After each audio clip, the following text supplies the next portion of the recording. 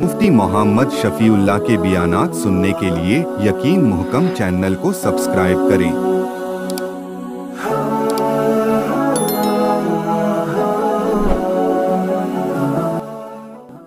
साबिक़ा आयत में अल्लाह रब्बुल इज़्ज़त ने बनी इसराइल से आहद लिए और उन्होंने उन अहदों को तोड़ दिया।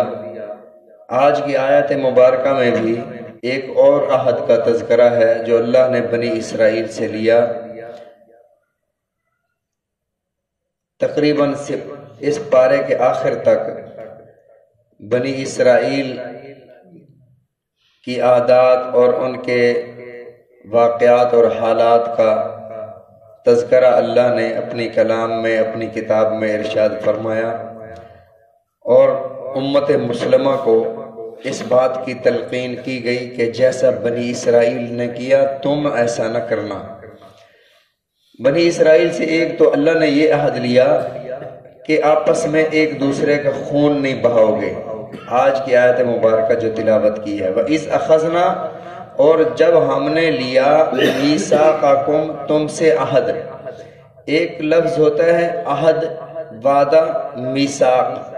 मीसाक़ के माने में शिद्दत पाई जाती है, पुख्ता अहद। तो फरमाया कि जब लिया हमने तुमसे पुख्ता अहद, ला तस्फिकून दिमाअकुम, तुम खून नहीं बहाओगे, आपस में किसी का खून नहीं बहाओगे। वला तुखरिजून अनफुसकुम, ना अपने आप को अपने घरों से निकालोगे। अपने आप को मतलब अपने क़राबतदारों को, अपने ख़ानदान वालों को, अपने अजीज़ों को उनके घरों से नहीं निकालोगे। सुम्मा अक़ररतुम, फिर तुमने उसका इकरार भी किया। व अंतुम तशहदून, और तुम इस पर गवाह भी हो। हुआ ये कि रसूलुल्लाह सल्लल्लाहु अलैहि वसल्लम ने जब हिजरत फरमाई तो मदीना तय्यबा में कबाइल आबाद थे। मदीना तय्यबा के मुज़ाफ़ात में इर्द गिर्द कुछ कबाइल आबाद थे। दो कबीले मुशरिकीन के थे जिन्हें औस और खजरज कहा जाता था। अंसार की बहुत बड़ी तादाद इन्हीं दो कबाइल से वाबस्ता थी, औस और खजरज से। औस और खजरज के जो हलीफ थे, हलीफ का मतलब होता था कि तुम्हारे दुश्मन हमारे दुश्मन, तुम्हारे खैर खा हमारे खैर खा, तुम्हारे दोस्त हमारे दोस्त, तुम्हारे दुश्मन हमारे दुश्मन। जिसके साथ तुम्हारी जंग उसी के साथ हमारी जंग। अगर कोई आकर तुम्हारे साथ जंग करेगा तो हम तुम्हारा साथ देंगे, वो बेशक हमारा भाई क्यों ना हो। इसको हलीफ कहा जाता था। यहूदी तीन कबाइल आबाद थे, बनु कैनका, बनु नज़ीर और बनु कुरैज़ा। बनु कुरैज़ा हो गए औस के हलीफ और बनु कैनका और बनु नज़ीर के हलीफ बन गए। नबी सल्लल्लाहु अलैहि वसल्लम ने हिजरत फरमाई तो ये एक दूसरे के हलीफ थे। कहीं भी जंग होती, मसलन औस की खजरज के साथ जंग होती, तो जो यहूदी कबाइल खजरज के हलीफ थे, मसलन बनु कुरैज़ा वाले खजरज के हलीफ थे, ये अपने दूसरे कबाइल के साथ लड़ते, उनका भी खून बहाते, उनको भी कैद करके जो भी किसी के साथ जंग करता और गालिब आ जाता उसके मकान गिरा देते, उनके किलों पर कब्जे कर लेते, उनकी फसलों को तबाह कर देते, उनके जानवरों को छीन लेते थे। तो अल्लाह रब्बुल इज़्ज़त ने हुक्म इरशाद फरमाया, अल्लाह ने फरमाया कि बनी इसराइल से ये अहद लिया था कि खून नहीं बहाओगे, किसी को घरों से नहीं निकालोगे और कत्ल नहीं करोगे, किसी को कत्ल नहीं करोगे। लेकिन इन्होंने क्या किया, ये कत्ल भी करते थे, घरों से भी निकालते थे। और जब यहूदियों में से, बेशक मुखालिफ कबीले में से, किसी मुखालिफ कबीले का कोई यहूदी अगर कैद हो जाता तो ये सारे यहूदी फिर जमा हो जाते और चंदा करते और पैसा जमा करके उस यहूदी को रिहा करवाते। फिर मुखालिफ इनसे पूछते, भी आप कहते वो यहूदी मुखालिफ है, आप तो उनके खिलाफ लड़ रहे थे, कत्लेआम कर रहे थे, अब तुम चंदा कर रहे हो उसकी रिहाई के लिए। तो ये यहूदी कहते हैं कि हमारी किताब में ये लिखा हुआ है, अल्लाह के साथ हमारा वादा है कि हम कैदियों को छुड़ाएंगे, तो हम उस हुक्म पर अमल कर रहे हैं। تو اللہ نے اس آیت مبارکہ میں ارشاد فرمایا کہ تمہارا خدا سے یہ عہد تھا، لیکن تم نے زیادتیاں بھی کی، قتل عام بھی کیا، لوگوں کو گھروں سے بھی نکالا اور ان کے گھروں کو خراب بھی کیا۔ پھر جب قید ہو گئے پھر کہتے ہو یہ اللہ کا حکم ہے، قتل میں بھی تو اللہ کا حکم آ کہ قتل ناحق نہ کرو، وہ بھی تم نے کر دیا، گھروں سے بھی نکال دیا، در بدر بھی کر دیا، اب ایک حکم میں تم کہتے ہو کہ یہ اللہ کا حکم ہے۔ فرمایا کہ افتؤمنون ببعض الکتاب وتکفرون ببعض، خدا کے بعض حکم پر عمل کر لیتے ہو اور بعض حکم کو چھوڑ دیتے ہو، بعض پر ایمان لاتے ہو اور بعض کا انکار کرتے ہو۔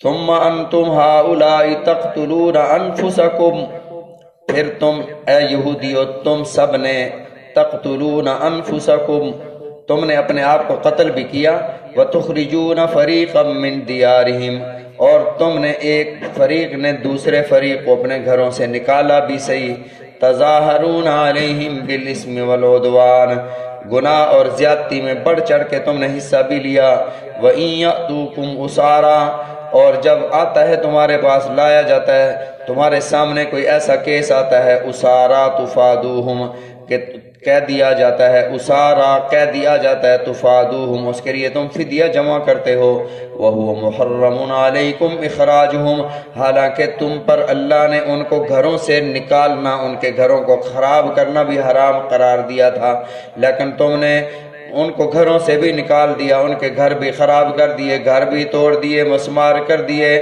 فرمایا وَإِن يَأْتُوكُمْ أُسَارَىٰ تُفَادُوهُمْ أَفَتُؤْمِنُونَ بِبَعْضِ الْكِتَابِ وَتَكْفُرُونَ بِبَعْضٍ، کیا تم ایمان لاتے ہو خدا کی بعض کتاب پر، وَتَكْفُرُونَ بِبَعْضٍ، اور بعض کا تم انکار کرتے ہو، فَمَا جَزَاءُ مَن يَفْعَلُ ذَلِكَ مِنكُمْ إِلَّا خِزْيٌ، فرمایا اس کی جزا، اس کی سزا کیا ہے، یہ جو تم عمل کرتے ہو کہ کچھ پر عمل کر لیتے ہو کچھ کو چھوڑ دیتے ہو، ذَلِكَ مِنكُمْ إِلَّا خِزْيٌ فِي الْحَيَاةِ الدُّنْيَا، فرمایا دنیا کی زندگی کی رسوائی اس کی سزا ہے۔ تو اللہ نے یہودیوں کو یوں رسوا فرمایا، بنو قینقاع مدینہ طیبہ سے نبی علیہ الصلوۃ والسلام نے انہیں جلا وطن فرمایا، اور بنو قریظہ والے ان کا قتل عام ہوا۔ بنو قریظہ والوں نے غزوہ احزاب میں بدعہدی کی تھی، تو اللہ نے فرمایا کہ ان کے بالغ مردوں کو قتل کر دیا جائے، تو ان کے بالغ مردوں کو قتل کر دیا گیا اور بہت سارے غلام بنا لیے گئے، ان کا جو قبیلہ تھا وہ سارا کا سارا جلا وطن ہوا۔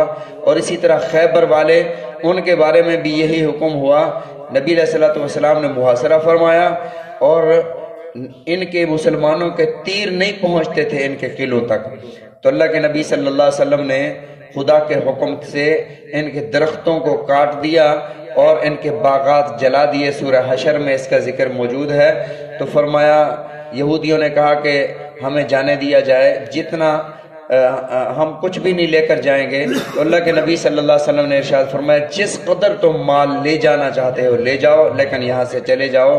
تو خیبر کے یہودی بھی جلا وطن ہوئے۔ اللہ نے دنیا کی یوں انہیں رسوائی دے دی اور یہ پوری دنیا میں بکھر گئے۔ اس سے پہلے بخت نصر نے ان پر خدا کی طرف سے وہ عیسائی بادشاہ کا عذاب آیا تھا، پھر نبی علیہ الصلوۃ والسلام نے انہیں جلا وطن فرمایا، اور یہ پوری دنیا میں بکھرے ہوئے تھے۔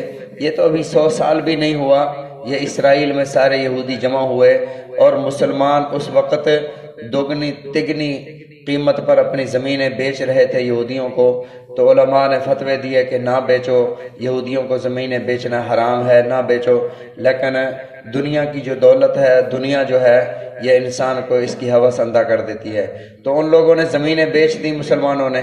اب یہودی یہاں جمع ہوئے۔ اب صورتحال دیکھیں کہ یہود یہ پورے دنیا کے جو یہودی ہیں دعوت دے رہے ہیں کہ اب آپ سارے یہاں آ کر آباد ہو جاؤ۔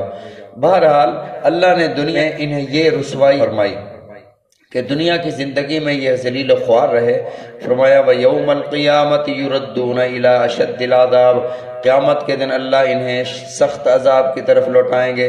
وَمَا اللَّهُ بِغَافِلٍ عَمَّا تَعْمَلُونَ، اے مسلمانوں، اے انسانوں، اے یہودیوں، سب کو خطاب ہے، وَمَا اللَّهُ بِغَافِلٍ عَمَّا تَعْمَلُونَ، اور اللہ نہیں ہے غافل عَمَّا تَعْمَلُونَ، جو تم عمل کرتے ہو، جو بھی تم عمل کرتے ہو اللہ تمہارے اعمال سے غافل نہیں ہے۔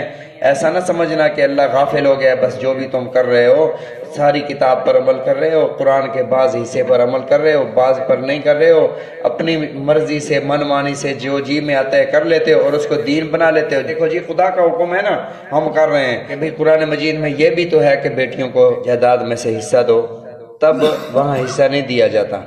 جب کوئی بیوہ ہو جائے تو اس کی شادی نکاح نہیں کرتے، قرآن مجید کے بعض حصے پر عمل کر لینا، بعض کو چھوڑ دینا، یہ یہود کا کام تھا۔ مسلمان امت اس سے بچے۔ یہ آیات اللہ رب العزت نے اس لیے نازل فرمائیں، اللہ تعالی ہم سب کو سمجھنے کی، عمل کرنے کی توفیق عطا فرمائے، رسول اللہ صلی اللہ علیہ وسلم کے فرامین سمجھنے کی، عمل کرنے کی توفیق عطا فرمائے۔